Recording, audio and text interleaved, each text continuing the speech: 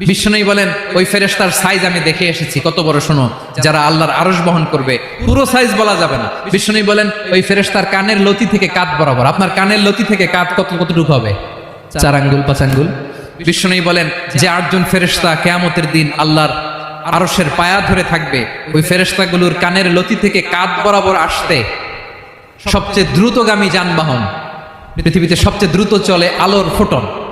আলোর ফোটন 1 সেকেন্ডে চলে 3 লক্ষ কিলোমিটার। কয় লক্ষ কিলোমিটার? 1 ঘন্টায়? 1 মিনিটে? কয় সেকেন্ডে? 1 সেকেন্ড কইতে তো 2 সেকেন্ড লাগে।